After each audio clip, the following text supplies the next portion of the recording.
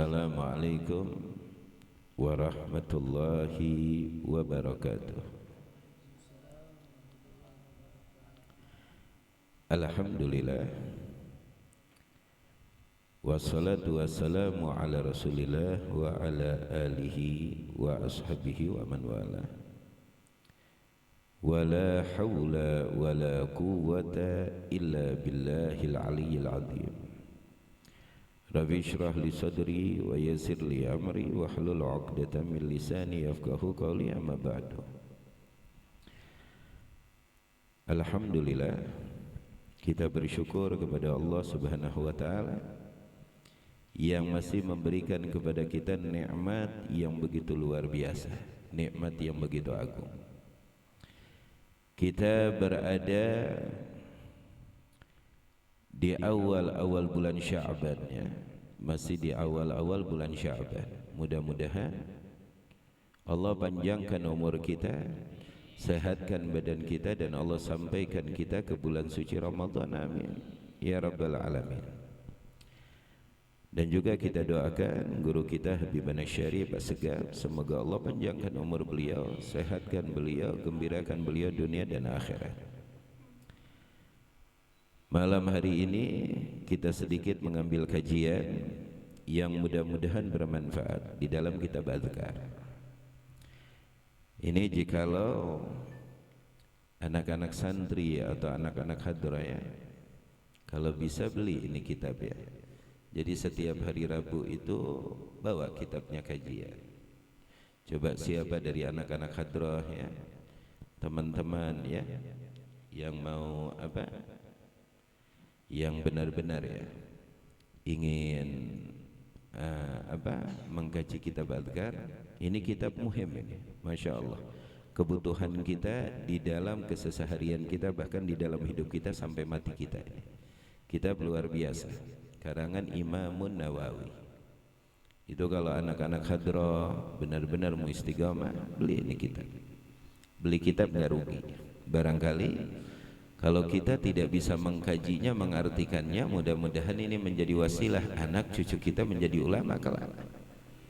Kita wajib mengambil simbol.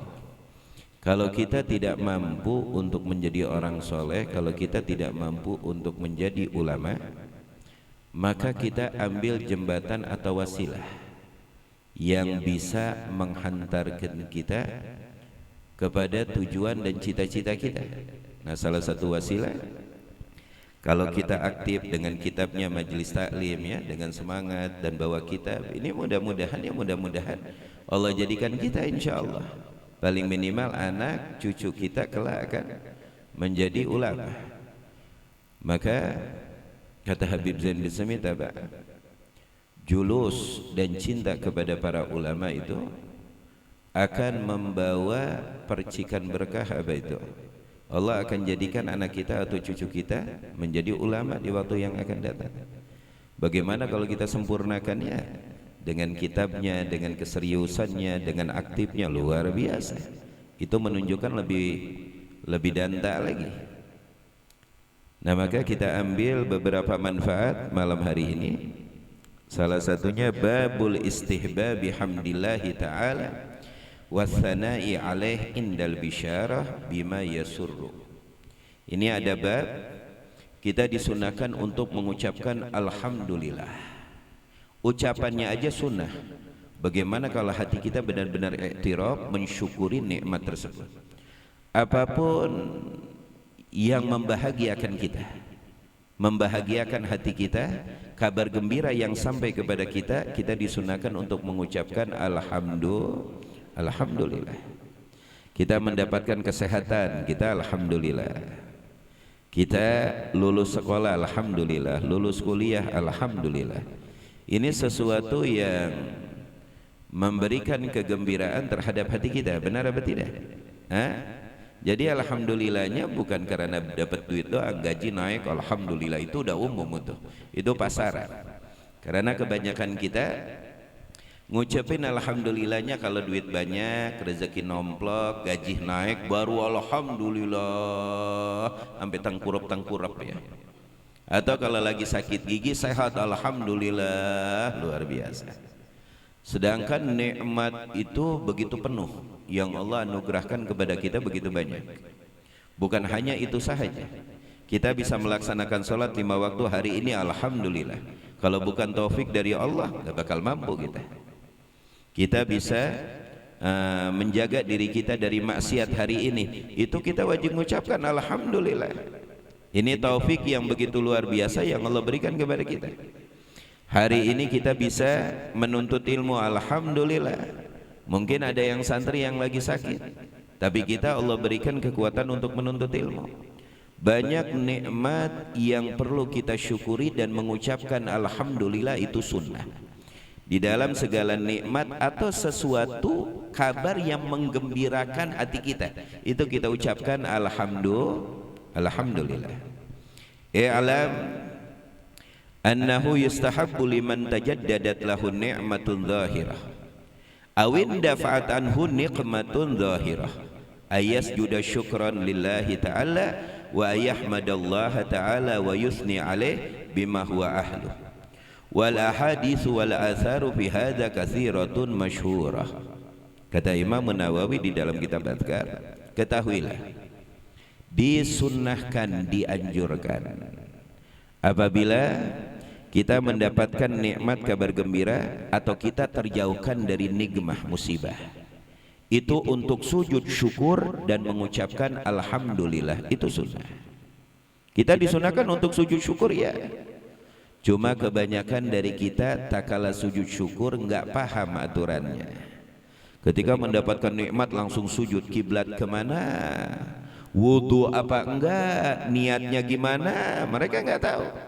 Kan kita sering tuh lihat ya, orang dapat nikmat atau di TV di mana langsung sujud ya. Kita tidak menyalahkan mereka, tidak. Cuma apapun yang dianjurkan oleh syariat itu pasti ada aturannya, ya. Itu kan pasti ada aturannya. Dan kita benar-benar pengen tak kala kita mengungkapkan syukur itu benar-benar ungkapan dengan sempurna. Nah, sujud syukur itu ada syaratnya. Yang pertama, syarat sholat itu wajib ada. Wajib dalam keadaan toharoh, wajib suci, wajib mempunyai wudu. Dan yang kedua, wajib menutup aurah. Jangan ngegolin sekali langsung sujud, la haula wala quwata illa billah, paha sama lutut kemana-mana, gimana tuh sujudnya tuh? Wudu aja nggak tahu apakah dia punya wudu atau enggak. Dan yang kedua kan wajib satrul aurah. Jadi apapun yang disyaratkan di dalam sholat itu wajib kita lakukan tak kala kita ingin bersujud syukur. Paham toh? Paham toh? Dan sujud syukur itu 1 kali, gak usah 2 kali. Dan setelah itu kita duduk setelah sujud syukur. Setelah duduk jangan baca tasyahud, langsung salam. Seperti kita sholat. Nah itu. Maka di sini dikatakan di dalam ta'liqnya, wa hadhihi sajdah yushtaratu laha syurutus shalah. Sujud syukur itu wajib mengikuti syarat-syarat sholat. Wajib menghadap kiblat, wajib nutup aurah, wajib dalam keadaan tohara suci. Nggak boleh di pakaian kita ada najis, celana kita ada najis. Jangan sujud asal sujud. Minat toharah tuh wajib dalam keadaan suci. Wasatrul aurah, wajib menutup aurat. Wal istiqbal, menghadap kiblat. Wa arkanus sajadati fis shalah, dan rukun-rukun sujud syukur itu min wad'il a'dha'i sab'ah tuh. Wajib syurut sujud seperti kita melaksanakan sholat 5 waktu. Itu wajib kening nempel ke bumi, telapak tangan nempel ke bumi, lutut nempel ke bumi, kaki wajib ditekuk. Benar apa tidak? Lah ini pakai sendal atau pakai selop langsung sujud, la haula wala quwata illa billah. Sedangkan syarat sujud apa? Wajib menikukan sedikit jari-jari kaki kita sampai perut jari-jari kaki kita itu tertekuk sedikit. Atau menempel ke bumi. Itu kan salah satu sujud. Ya, ada 7 rukun sujud. Kening nempel, tangan 2, telapak tangan 2, 3, lalu lutut 4, 5, lalu jari-jari batin kaki kita 6, 7. Nah itu wajib menempel ke bumi. Ini mah pakai celana pendek, wudu enggak, pakai sepatu bola lagi, gimana mau nikuknya itu kaki? Coba kalau dipikir benar apa tidak? Nah, kalau kita belajar, semua apa yang kita lakukan itu mempunyai makna dan arti pahala sempurna. Karena ilmu itu ghaliyah, ikhwan. Ilmu itu mahal, saking mahalnya ilmu. Al ilmu ya'ti wa la yu'ta alaih. Ilmu itu didatangin bukan mendatangin. Kalau Anda ingin membeli barang semahal apapun, Anda tidak perlu ke dealernya. Siapa itu yang datang itu, apa namanya? Salesnya bisa datang dengan ramah tamah, dengan senyum, karena Anda mau beli. Anda bisa didatangi, apalagi harganya mahal, ya kan? Langsung didatangin, langsung dari perusahaan, langsung datang ke rumah kita, langsung bawa hadiah. Itu menunjukkan apapun di alam dunia ini murah. Tapi ingat, martabat ilmu itu didatangi bukan mendatangi. Cuma kita berada di zaman yang begitu luar biasa, ya. Makanya kata Habib Abu Bakar Al-Masyhur pernah menceritakan kepada kita dulu, zaman dulu tuh, kata Habib Abdul Qadir, beliau menceritakan, Habib Abdul Qadir pernah berkata, Al-Kutub As-Segaf, ya, Jeddah. Zaman dulu, murid itu kalau mau belajar ngetok pintu gurunya, rumah gurunya. Kadang diterima, kadang enggak. Kadang disuruh pulang, entar aja, nunggu waktu yang tepat. Dulu tuh. Tapi sekarang keadaan sudah berbeda. Surut semangat untuk menuntut ilmu sudah jauh. Maka sekarang wajib untuk para guru mengetuk satu persatu rumah murid-muridnya untuk memberikan spirit untuk menuntut ilmu. Keadaan sudah berbeda, ya. Beda zaman dulu sama zaman sekarang, ya. Zaman dulu luar biasa. Orang menuntut ilmu itu sampai memakai sampan, ngedayung, sampai berjalan berkilo-kilo. Berangkat segar, muka cerah, nyampe ke majelis taklim lesu tuh muka. Itu dulu. Makanya walaupun fasilitas tidak sekumplit zaman sekarang, tapi lihat keberhasilan mereka mutu dan luar biasa. Zaman dulu kan fasilitas tiada, ya, tidak seperti sekarang, ya. Nulis wajib pakai apa itu? Burung tuh, apa itu namanya? Bulu burung, ya. Tapi lihat Ihya Ihya terselesaikan. Lihat Imam Nawawi, berapa ratus kitab yang dikarang oleh beliau, terkarang semuanya. Sedangkan fasilitas luar biasa, tidak secanggih fasilitas zaman sekarang. Tapi semakin fasilitas banyak, sempurna, semakin surut semangat manusia. Nah, itu disunahkan kita kalau mendapatkan nikmat zahirah, nikmat yang zahir, ya, dapat rezeki, sehat badan, ya, itu kita disunahkan untuk sujud syukur dan mengucapkan alhamdulillah. Atau kita terjauhkan dari musibah, itu kita disunahkan untuk mengucapkan alhamdulillah. Di sini riwayat yang diriwayatkan oleh Imam Al-Bukhari, an Amr ibn Maimun fi maqtali Umar ibn al-Khattab radhiyallahu anhu fi hadis Syura at-Tawil, anna Umar radhiyallahu anhu arsala ibnahu Abdullah ila Aisyah radhiyallahu anha yasta'dzinuha ayyudfana ma'a sahibaihi. Di sini riwayat yang diriwayatkan oleh Imam Bukhari, yang dimana Sayyidina Umar takala di akhir-akhir hayatnya, ya, takala beliau sakit, menyuruh anaknya Sayyidina Abdullah ibn Umar untuk menemui siapa? Untuk menemui istrinya yang tercinta Sayyidatuna Aisyah Ridha, meminta izin apabila aku meninggal, aku ingin dikubur di sebelah dua sahabatku, yaitu Rasulullah dan Sayyidina Abu Bakar Siddiq radhiyallahu anhu. Berangkat Sayyidina Abdullah anaknya Sayyidina Umar menuju Sayyidatuna Aisyah untuk menyampaikan apa yang diinginkan oleh Sayyidina Umar. Lalu kembali Sayyidina Abdullah menemui ayahnya kembali. Takala Sayyidina Umar melihat Sayyidina Abdullah sudah kembali, anaknya, maladaik, apa yang engkau bawa kabar?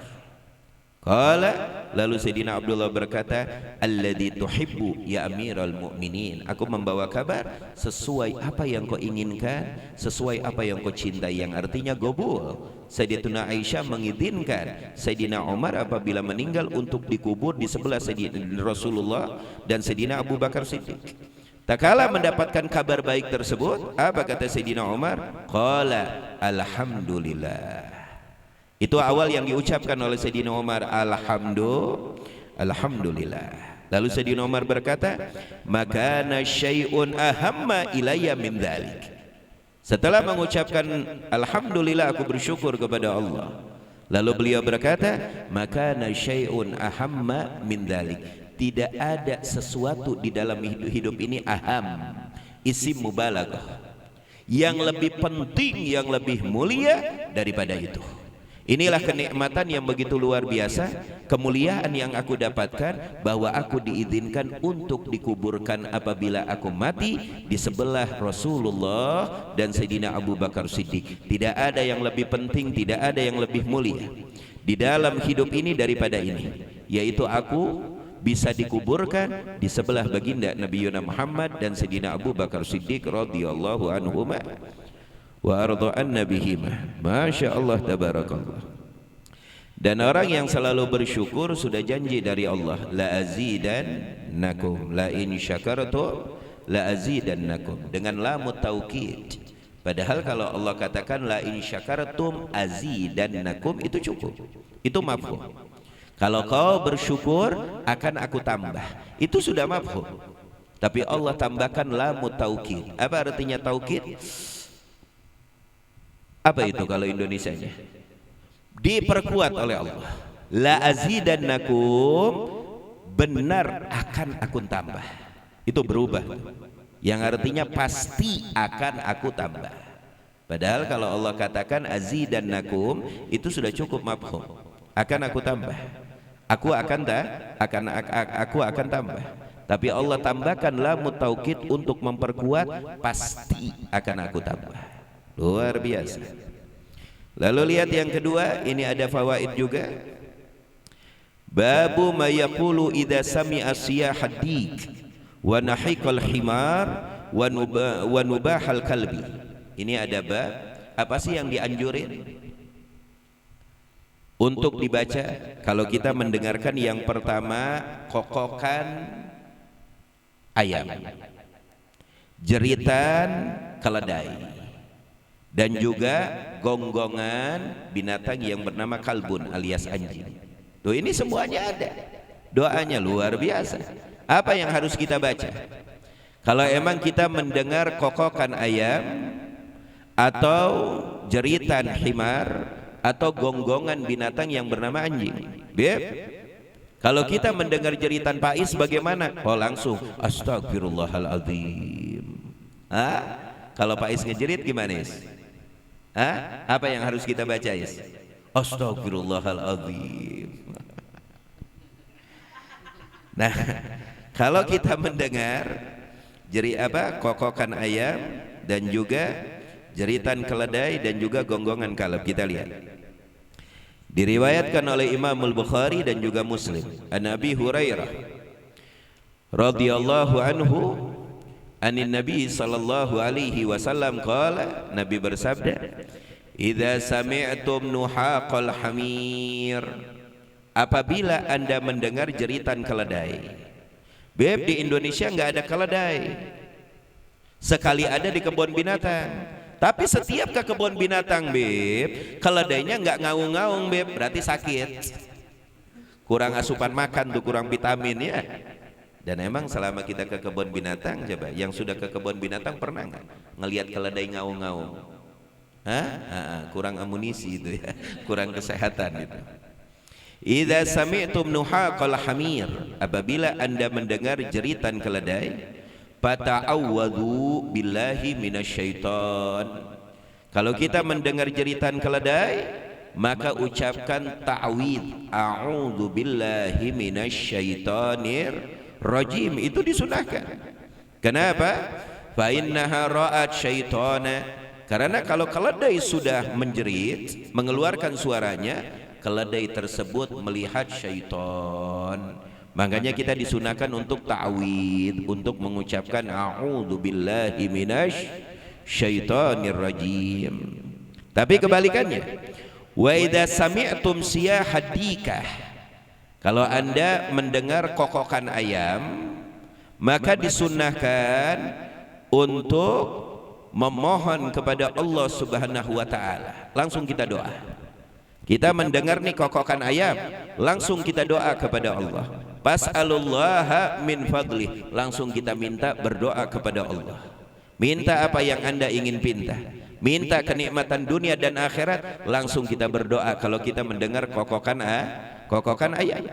Kenapa kita dianjurkan untuk berdoa? Fa innaha ra'at malakan, karena ayam kalau sudah berkokok itu melihat malaikat yang lagi bergulir, malaikat yang lagi turun, malaikat yang dilihat oleh ayam tersebut, maka ayam berkokok.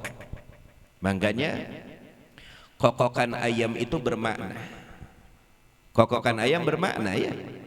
Maka sering kita dicontohkan dari kecil dengan kokokan ayam. Tong, kalau pagi jangan tidur, entar rezekinya dicaplok ayam, kan begitu dari dulu, benar nggak? Ternyata ayam ini muhtaram, ayam ini luar biasa, ayam ini menjadi percontohan yang baik. Jangan tidur pagi hari, entar rezeki dipatok ayam. Tuh, kita dilarang membunuh kodok alias katak, dilarang. Tidak boleh kita membunuh kodok. Kenapa? Setiap kauk-kauknya itu tasbih, bertasbih kepada Allah. Tuh kodok tuh apa? Bunyi apa tuh kodok? Ngok gitu kan ya? Hah? Benar. Kenapa kita dilarang membunuh kodok? Karena setiap ngok-ngoknya itu tasbih lillah, bertasbih kepada Allah Subhanahu wa taala. Nah, kalau kita mendengar jeritan keledai, maka ta'awud, a'udzubillahi minasyaitonir rajim. Kalau kita mendengar kokokan ayam, maka minta kepada Allah, langsung berdoa minta kepada Allah. Karena ayam melihat malaikatur rahman. Lalu diriwayatkan di dalam Sunan Abi Dawud an Jabir bin Abdullah radhiyallahu anhuma qala Rasulullah sallallahu alaihi wasallam, Nabi Muhammad bersabda, idza sami'tum nubahal kilabi wa nahiqal humri bil laili fata'awwadu billah fa innahunna yarayna ma la tarawna. Tuh lihat kata baginda Nabi Muhammad di dalam Sunan Abi Dawud, apabila kalian mendengar nubahal kilab, gonggongan anjing, wa nahiqal humri bilail, dan jeritan keledai di malam hari, fata'awwadhu billah, maka berta'awudlah kepada Allah, ucapkan a'udzu billahi minasy syaitonir rajim. Kenapa?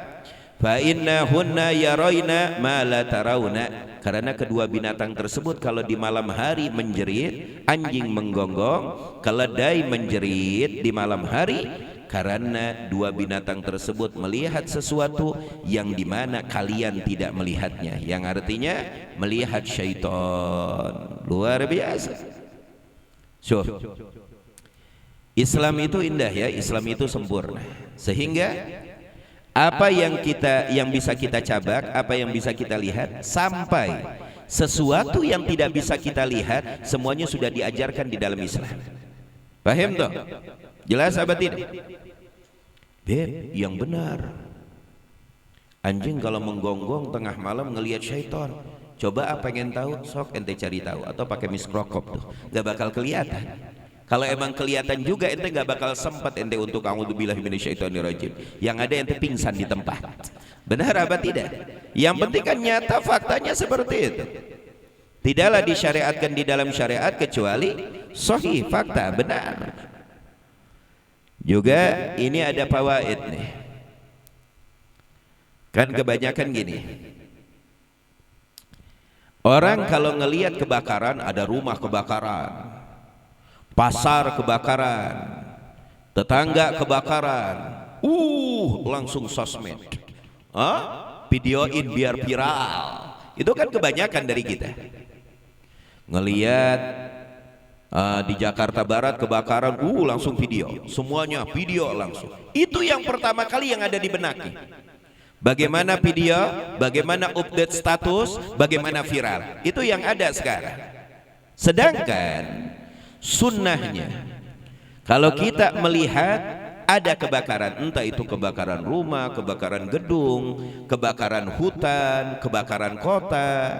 Kalau kita melihat ada kebakaran, maka disunnahkan untuk mengucapkan Allahu Akbar. Paham toh? Disunahkan mengucapkan Allahu Akbar. Apa manfaatnya? Dengan ucapan Allahu Akbar itu mempunyai harapan Allah tidak lebarkan kebakaran tersebut dan Allah cepat padamkan kebakaran tersebut, entah dengan cara apa, dengan rahasia Allahu Akbar. Ini yang dianjurkan oleh baginda Nabi Muhammad sallallahu alaihi wasallam. Makanya lihat di dalam kitab Ibnu Sunni an Amr ibn Shu'aib an abihi an jaddihi radhiyallahu anhu qala Rasulullah sallallahu alaihi wasallam, Nabi Muhammad bersabda, idza ra'aitumul hariqa fakabbiru. Kalau Anda melihat ada hutan terbakar, rumah terbakar, kantor terbakar, atau tetangga kebakaran, pertama kali yang disunahkan untuk diucap apa? Fakabbiru, ucapkan Allahu Akbar. Apalagi yang mengucapkannya banyak, itu akan menyebabkan apa? Fa inna takbira yutfi'uhu. Karena sesungguhnya mengucapkan takbir, tak kala Anda melihat apapun yang terjadi kebakaran, itu bisa memadamkan api tersebut. Kenapa? Itulah salah satu rahasia Allahu Akbar. Allah Maha Besar, Allah Maha Agung. Karena api itu makhluknya Allah, dan api mengetahui. Walaupun api itu ganas, api itu bisa membakar, bahkan memagang apapun, tapi api tahu siapa yang Maha Besar, siapa sang penciptanya. Mana contohnya? Nabi Allah Ibrahim alaihissalam ketika dimasukkan ke api unggun yang begitu besar, yang dibikin oleh siapa? Namrud. Dimasukin ke dalam api unggun. Lalu apa kata Allah? Ya narukuni bardaw wa salama ala Ibrahim. Hai api, dinginlah Anda seperti AC dan kulkas terhadap hambaku Ibrahim. Keluar Nabi Allah Ibrahim, jangankan kulitnya terbakar, satu helai bajunya pun tidak ada yang terbakar oleh api. Allahu Akbar. Masya Allah, tabarakallah. Nah itu, jadi kalau ngelihat kebakaran, jangan langsung medsos dulu, ucapkan dulu Allahu Akbar, lalu medsos dipakai, video dipakai, nggak ada masalah.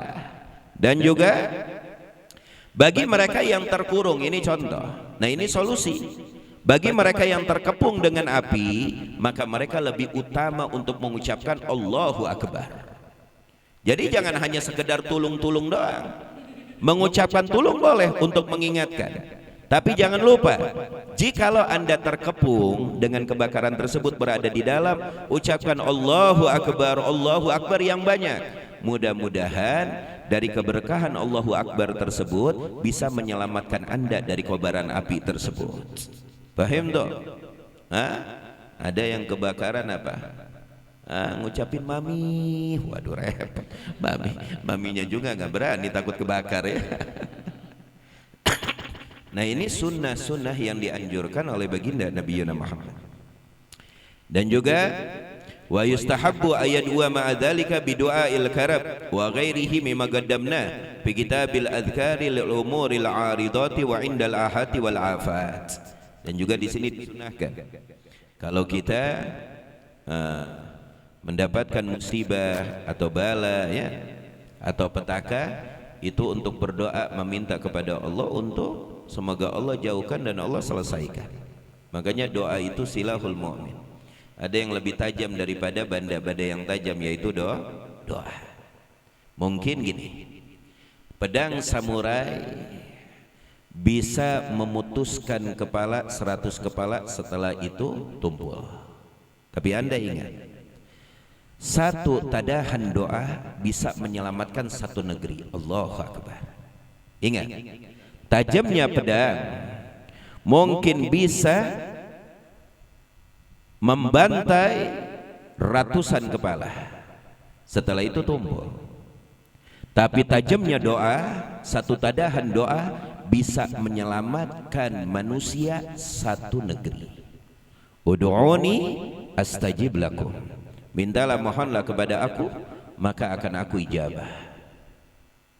Ad-du'a silahul mu'min, kata Nabi. Doa itu senjatanya orang-orang yang beriman. Makanya jadikan senjata terampuh kita di dalam hidup kita. Apapun masalahnya, apapun yang kita hadapkan, mohonkan terlebih dahulu kepada Allah, lalu kita berikhtiar. Paham toh? Luar biasa. Masya Allah, tabarakallah. Dan di sini banyak fawaid, faedah-faedah ya, yang dianjurkan oleh baginda Nabi Muhammad sallallahu alaihi wasallam.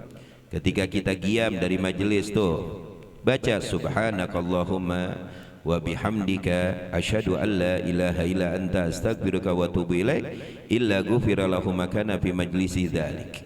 Kalau kita baca itu, Allah akan ampunkan dosa kita sebelum kita berdiri. Luar biasa. Makanya umat Nabi Muhammad ini umat yang paling gampang masuk surga.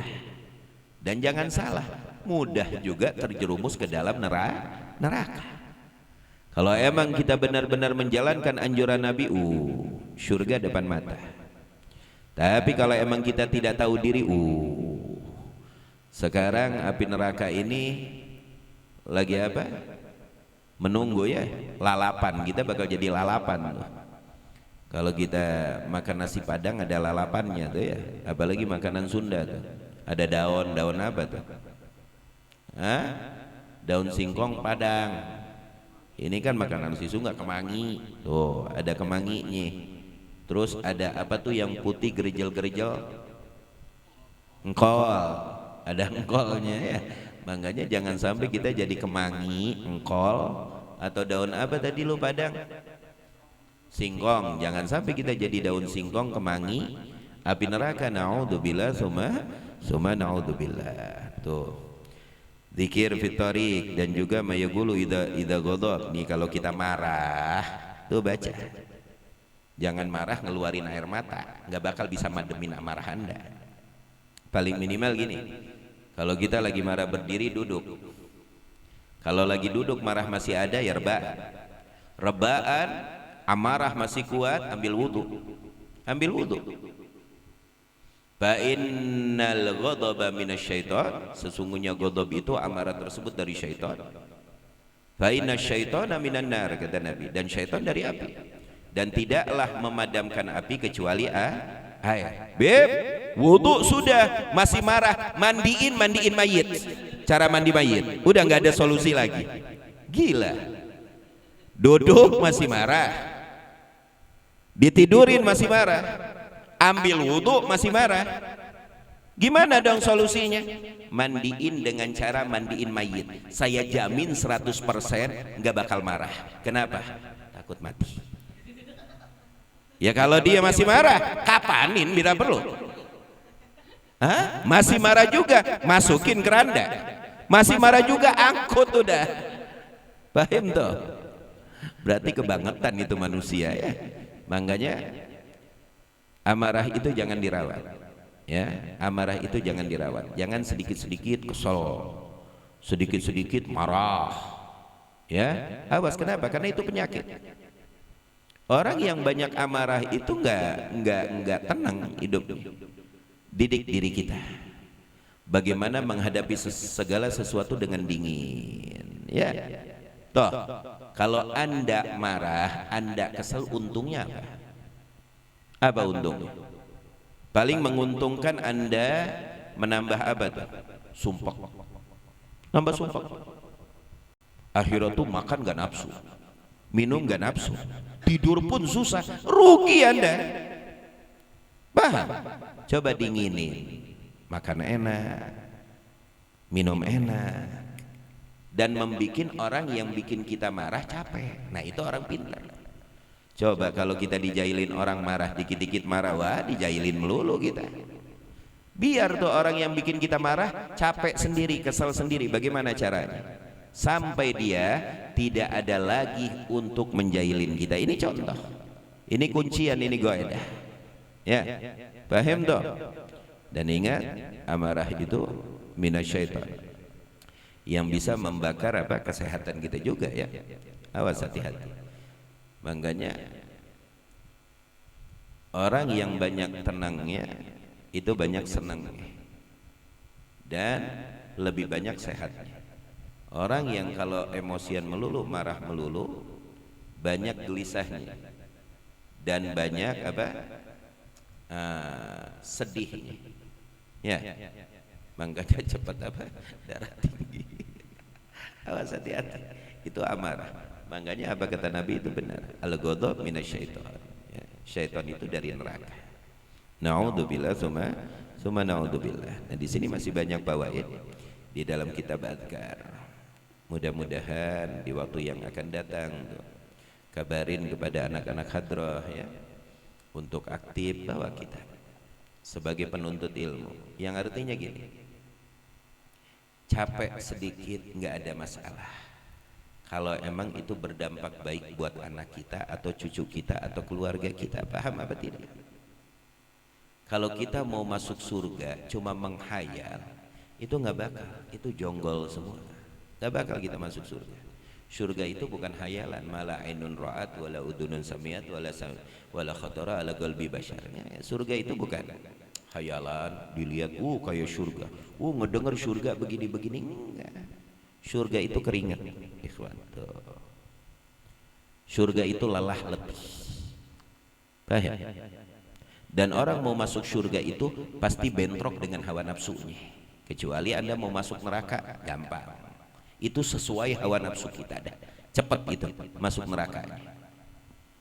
Paham dong? Orang mau masuk surga, itu melawan nafsu kita, keinginan kita. Mahal surga itu. Makanya Abu Ya Maliki apa? Tak kala diancam, beliau ya diancam dan ingin diberikan hukuman mati kepada beliau oleh sang raja ya, yang zalim, yang kisahnya kita sering dengar. Ketika datang ancaman, kau akan dihukum berat sampai hukuman mati. Apa kata-kata beliau? Al jannatu ma laha balash. Surga itu enggak gratis. Yang artinya kalau aku dieksekusi atau bagaimana, ya inilah mahalnya surga. Wajib kita ngorbankan jiwa, raga dan nadi kita. Paham dong? Mau masuk surga dikit-dikit lembek, dikit-dikit capek, dikit-dikit kesel, dikit-dikit gak mampu, ya udah selesai. Jadi tukang kedong-dong. Itu lebih layak. Kalau Anda ingin mengharapkan sesuatu yang mahal, maka terjang dengan jiwa, raga, nadi, harapan hati ya, dengan cita-cita ya. Itu bisa kita terjang dengan cita-cita kita. Kita akan sampai kepada apa yang kita cita-citakan, apa yang kita inginkan. Ingin menjadi orang berilmu, ya wayahnya nikmatin. Pengen jadi orang berilmu, bobok cantik, demennya di dapur. Nah ini hati-hati nih yang demen di dapur nih, perlu dicurigain nih. Yang demen-demen di dapur perlu dicurigain ya. Mainnya banyak, makannya banyak, tidurnya banyak, hafalannya banyak, oke, imbas. Ini mah mainnya banyak, nongkrongnya demen banget di dapur. Tidur, luar biasa, nomor wahid, nomor satu. Tahu-tahu punya cita-cita tinggi, pengen jadi ulama, wow, yang ada. Sesuatu kerja. Sebenarnya begini ya, orang yang kerja juga capek. Nyatanya Habib Syarif, beliau pengalaman kerja. Bagaimana Habib? Capek apa enggak? Capek, enggak ada yang capek. Untuk menghasilkan suatu tujuan atau kerja, misalnya gaji bulanan atau naik pangkat, itu kan semuanya proses. Jadi hidup ini proses, nggak ada tuh. Ana nggak mau nyantren, lebih baik anak kerja. Capek, capek, capek, sama aja. Semuanya capek. Paham? Jelas apa tidak? Semuanya berproses. Jadi jangan, oh anak nyantren capek, lebih baik anak kerja. Capeknya sama, capek semuanya. Nggak ada yang nggak capek. Paham dong? Jelas apa tidak? Hah? Nah yang diperlukan di dalam diri kita itu istiqomah, kegigihan. Jangan terbawa sedikit-sedikit terbawa lemas, kangen. Wah luar biasa. Itu yang bikin anak santri tahu nggak? Yang alasannya kangen, nah, nangis kangen. Terus kalau kangen gimana? Pengen pulang. Itu setannya pakai lipstik sama bedak. Paham nggak? Yang ngegoda anak santri seperti itu tuh, itu setannya pakai lipstik sama bedak. Makanya dikit-dikit kangen.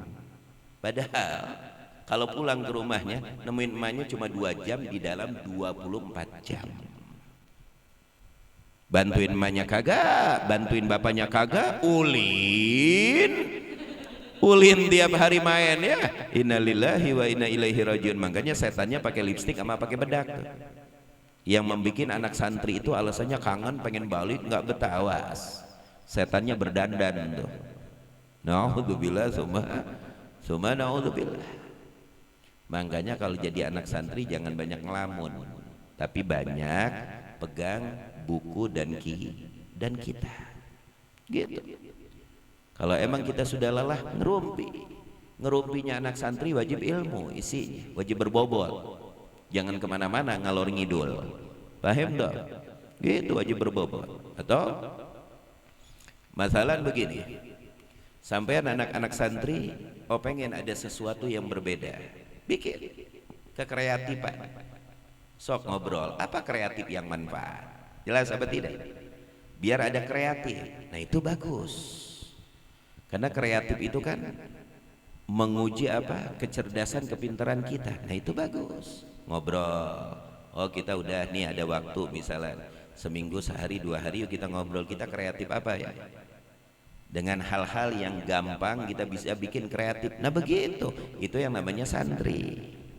Makanya santri dulu dia yang nyantri, dia yang bangun, dia yang ngolah. Santri dulu. Kalau mau misalnya dia dapat kamar, itu dia ngolah, dia yang bangun. Dulu kan misalnya dari bambu dia yang ngerakit. Tuh, santri dulu.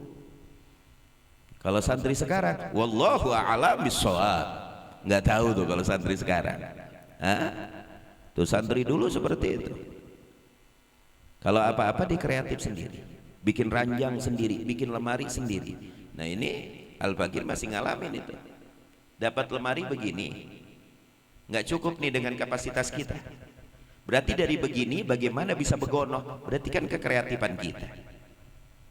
Dikasih sapu lidi sekali, 2 hari hancur. Dibeliin lagi, rusak lagi. Dibeliin lagi, rusak lagi. Ya guru juga lepas tangan. Yang ada besok rambut kita dibotakin dijadiin sapu. Benar nggak? Terus kalau nggak ada gimana?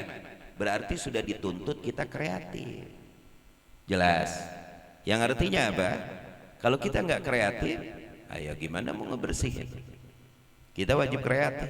Nah begitu dulu kita dididik kreatif seperti itu. Paham dong? Kamar mandi misalnya pintunya rusak, sebenarnya kreatif. Ternyata nggak ada yang kreatif di sini. Baru kemarin-kemarin tuh kreatif terjadi. Siapa tuh? Bang Cipeng. Baru tuh kelihat lagi, oh pintu nyala. Ternyata seumur-umur subhanallah nggak ada kreatif. Bukan Habib nggak tahu, bukan Habib nggak mau nyuruh. Lo kamar mandi dia. Ya, paham nggak? Biar dia mikir sendiri.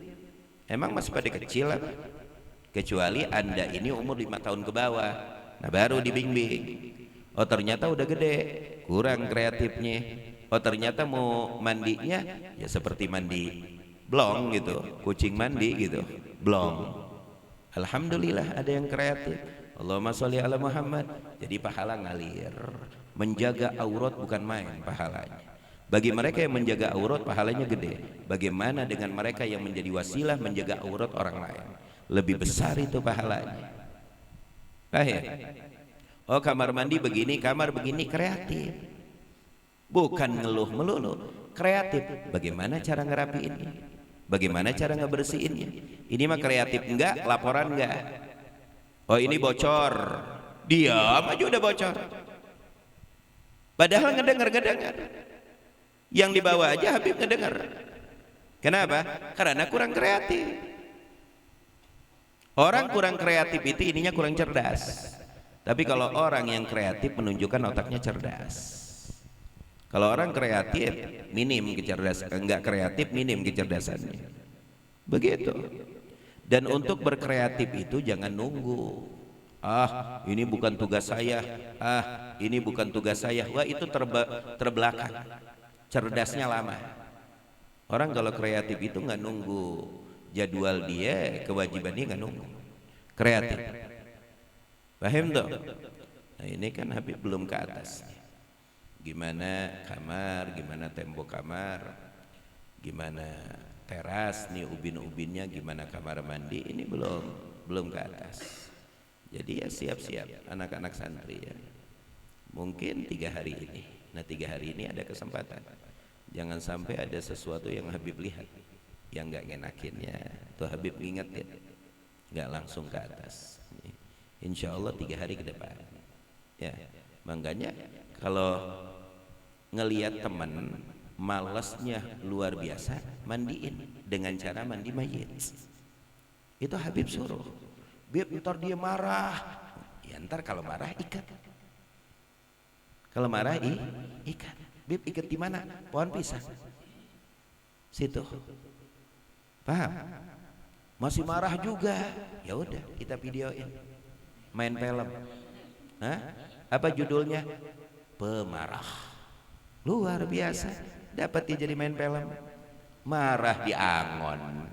Marah kesel di angon ya. Kayak badut Jepang. Marah tuh jangan di angon. Hidup tuh legowo. Hati legowo. Senang, ceria. Paham? Ada kesalahan kanan kiri sedikit wajar. Namanya juga keluarga, saudara, satu tempat. Jelas apa tidak? Hah? Jelas apa tidak? Karena kita sudah tidak bertempat lagi di rumah orang tua kita, tapi kita lagi belajar mandiri. Kalau emang di sini aja Anda tidak kuat, bagaimana Anda di luar? Di luar penjahatnya nomor 1 semua. Makanya dididik di sini. Paham dong? Wallahu a'lam bissawab. Ya Rabbana وأننا صرفنا على